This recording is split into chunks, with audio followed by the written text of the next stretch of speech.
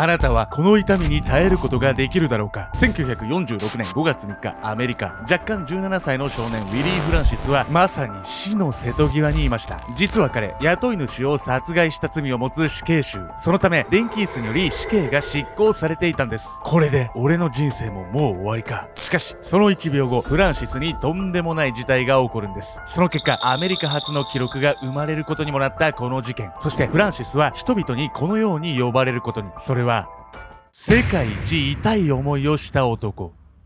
電気椅子による死刑を執行されたウィリー・フランシス。死を待つだけの彼を襲ったとんでもない事態とは。世界一痛い思いをした男の生涯は世界一の悲劇でもあったんです。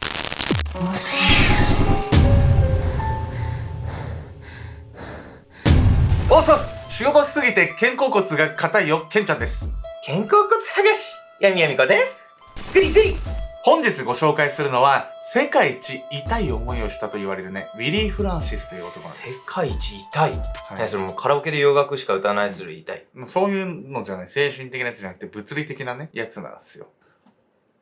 じゃあ何で痛い思いをしたかというとね、電気椅子なんですよ。もう結果から言うとね。あんたの構ってくれないの方がちょっと痛いわ。電気椅子でね、死刑となったウィリー・フランシスなんですが、一体なぜ死刑になったのか、その理由から見ていきたいと思います。終わりの始まり。遡ること77年ほど前の1944年、アメリカ・ルイジアナ州の小さな町が今回の舞台。ここである秘宝が、ドラッグストアのオーナーアンドリュー・トーマスが殺害された。警察の捜査により判明したのは、トーマスは銃殺されたこと、そして銃声がした直後に現場からトラックで逃げる男がいたことでした。手がかりはそれなりにあるように思われるんですが、捜査はなかなか進展せず、あれよあれよという間に9ヶ月が経過。いつものことなんですが、この時代ね、今みたいに高度な DNA 鑑定とかね、ないんで、基本的に捜査はね、うまくいかないことの方が多いんですよ。もうやっちゃったもん勝ちみたいなことが多いですよね。そんな中、警察はある一人の男を逮捕します。それがウィリー・フランシス。当時16歳の黒人なんです。フランシスは遠方に住む姉妹を訪問しようと旅行中でした。そこで麻薬密売の捜査をしている警察に呼び止められます。旅行なので大きなスーツケースを持っていたわけなんですが、そこに麻薬を入れているのではと疑われたんです。そこで荷物を調査すると、そこに麻薬はなかったんですが、代わりにあるものが。それは殺されたトーマスの財布。さらに調べてみると、彼はトーマスの部下でもありました。これ上司をさ、金銭目的で殺したってとこじゃないの？まさにね、そういった内容をね、フランシスが自白するんです。自白するの？早っ。どこからどう見てもフランシスの犯行に疑いようのない事件。しかしその様相があることをきっかけににわかに変化し始めるんです。自白した数日後、フランシスはある言葉を口にしました。僕はやっていない。いやいや、急に？無理があるんじゃない？今更こんなこと言っても。そうっすよね。でもね、警察、あるね、一つ重要なものをね、手に入れられていなかったんです。それはですね、殺害時の凶器、つまり物証がなかったんです。被害者トーマスは銃殺されました。ならば凶器となった銃がどこかに隠されているわけなんです。これが確保できていないというのは大問題。そもそもフランシスが逮捕されたきっかけはトーマスの財布を所持しているということ。しかし財布はあくまで財布です。強奪した疑いはあるんですが、犯行を示す直接的な手がかりとはならなかったんです。怪しいけどな。フランシスの罪を確実に立証するためには、事件に使った銃を確保し、指紋採取などの方法で彼が使用したことを証明する必要があるんです。銃はどこにあった？警察は当然フランシスを取り調べます。すると意外にも自白するフランシス。彼は隠し場所の名を告げたんです。そこを調べてみると銃が見つかりました。これにて一件落着ですが、念のためということで担当の警察官と別の人間が銃の持ち主を調べていくことに。しかしその持ち主はこの町の保安官だったんです。どういうこと？フランシスが指定した場所にフランシスのものではない銃があった。こういう状況において考えられることはいくつかあるんですけれども、ここからね、事件はね、怒涛の展開を見せていきます。裁判と判決。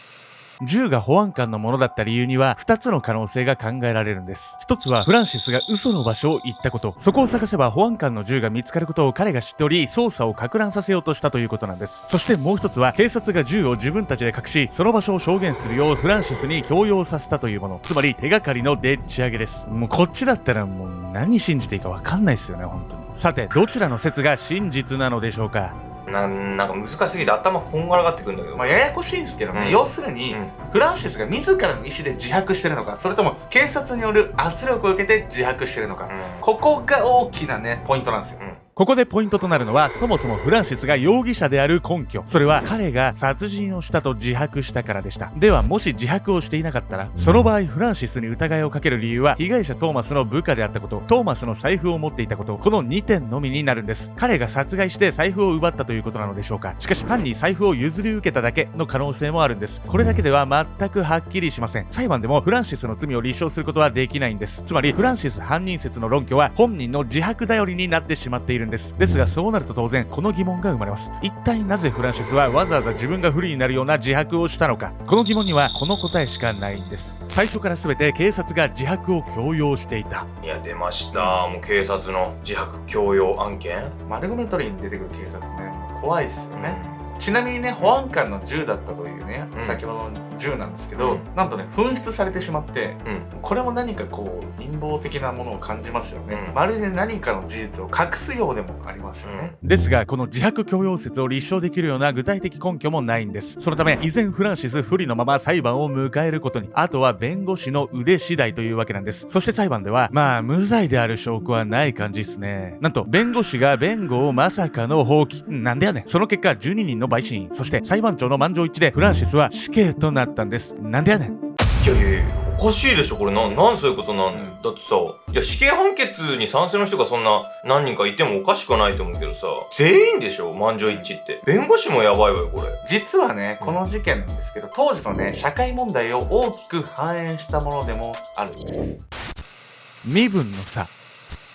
なぜフランシスを犯人に仕立て上げようとしたのか。そのことを考える上でポイントとなるのは、事件発覚からフランシス逮捕までの9ヶ月間、捜査に全く進展がなかったということなんです。つまり、フランシスが犯人でなかった場合、捜査は振り出しに戻るんです。フランシスが犯人だったら楽でいいのにな。警察にはこのような心理が働いていました。とはいえ、無実の人間に罪を押し付けるようなことはあってはなりません。たびたび腐敗しているのでと問題になる警察なんですが、基本的に正義に溢れている優秀な方々が多いんです。アルゴメトリで取り上げる警察はちょっとね、あれなんですけれども、しかし今回の事件にはその正義がねじ曲がる理由が一つだけあるんです。それはフランシスが黒人であったこと。これも最低ですけどね、本当に。現在は肌の色による差別は少なくなってきています。その理由は1950年代から60年代にかけてキング牧師を中心に行われた公民権運動があったため、逆に言えばその公民権運動以前は人種差別が非常にひどいものでした。そして今回の事件は1940年代に起こったものなんです。裁判の際、陪審員は皆白人だったんです。いやもう恐ろしいですよ、本当に。人種差別が裁判にも持ち込まれてしまったというんです。人種差別によるね、自白強要とかね、あとは証拠不十分なのに処理されるとかね、こういったことにはね、目を向けられなかったんですよね。そしてね、弁護士による八百長疑惑もあって、いろんななんか謎の要素があってね、なんとたった2日で死刑が確定するんです。いやひどすぎるよ。しかしね、本当の問題はここからなんです。なんと、フランシスの死刑中に問題が起こるんです。フランシスの死刑の方法は電気椅子でした。ちなみに電気椅子が使われるようになったきっかけは、アルフレッドという歯科医が電線に触れて感電死する酔っ払いを見たことなんです。死刑の方法は他にも毒ガスや首吊り、射殺など様々なものがあるんです。では、なぜそんなにも種類があるんでしょうか。実は死刑はある理念のもと、より良いものはないかと研究が重ねられているんです。その理念とは、残酷でない方法。例えば、射殺の場合、一発で急所に命中すれば即死なんですが、外れた場合は2発目、3発目が必要なんです。その間、強烈な痛みに耐えなくてはなりません。つまり死刑は、その種類によって執行から実際に死亡するまでの所要時間が異なるんです。死刑とはいえ、痛みに苦しむ時間を減らそう。そのような考えのもと、様々なやり方が検討されているんです。そして、電気椅子は即死できるいいやり方として考案されました。なかなか死ねないのは確かに嫌だけどさ、促進するのが優しさってすごい世界ねこれ。僕らは分かんないですよね、まだまだ生きたいと思うし、本当に死にたいって思うね人とかね、たまにこういらっしゃると思うんですよね。なんかたまに DM 来たりするんですよ。アルゴメトリーで救われてますみたいな、ね、こんなね物騒な動画ではあるんですけれど、実際こうね死をね僕らは、ね、考えたことあんまりないんですけど、そういった状況においてね、じわじわ削られて殺されるみたいなことってこう恐ろしいじゃないですか。あんま想像できないですけど、もしそうなったら確かに一瞬で死にたいなと思いますよね。どうせ死ぬんだったら。1946年5月3日、いよいよ死刑当日。あばよフランシス。死刑執行を担当する職員のホスターとヴィンセントはそう言って慣れた手つきで電気椅子をセッティングしました。そしてスイッチオン。激痛がフランシスを襲います。そもそも痛みとは人間の防衛本能、体が危機に陥っていることを知らせるために痛みというものが生まれるんです。であるならば即死するこの電流はこの世で最も強烈な痛みでしょう。そして死刑開始から数分後、フランシスは生きていたんです。えどういうこと？うんフランシスがめちゃくちゃ頑丈だったってこと？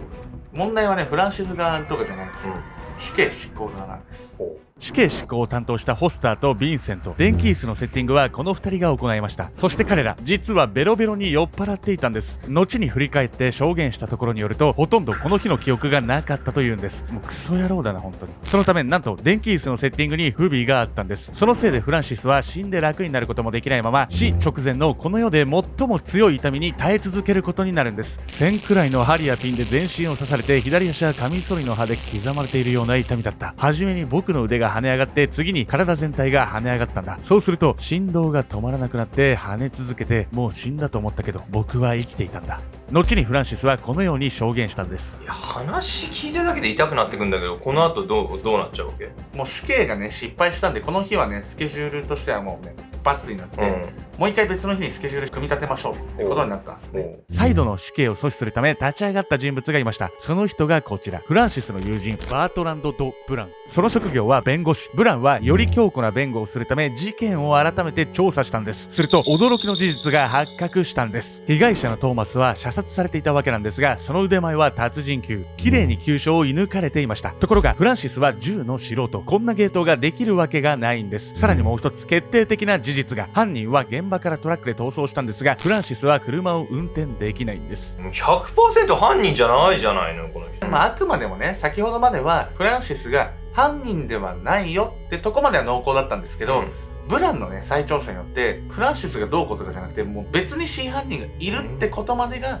こうね明らかになっていたんです。世間でもフランシスが犯人ではないという考えが主流になりました。ですがその一方で一度決まった判決を覆すのは非常に困難です。この状況下で果たして今回の裁判はどんな結果になったんでしょうか。フランシスの判決は死刑。やはり新たな情報が出てきても判決は覆らなかったんです。ですが可能性はまだ残されていました。それは再審請求。実はブランの努力によって状況は非常に好転していたんです。1度目の死刑判決時は満場一致だった陪審員なんですが、今回はなんと5対4、非常に肉薄した結果に。そこでフランシスは再審請求をしなかったんです。なんでやねん。意味わかんない。なんで？まあね我々ねこういったね安全地帯から好き勝手ね言えるんですけれども、当時ねフランシスはね、学習性無力感という状態に陥ってたのではないかと言われてるんですよね。というわけで本日のメトラーキーワード、学習性無力感について。長期にわたってストレスが回避できない環境に身を置かれた人間が発症するもの。どうせ何をやっても無駄だという考えにとらわれるようになり、何も行動を起こさなくなってしまうんです。この学習性無力感は至るところで生まれる可能性があるんです。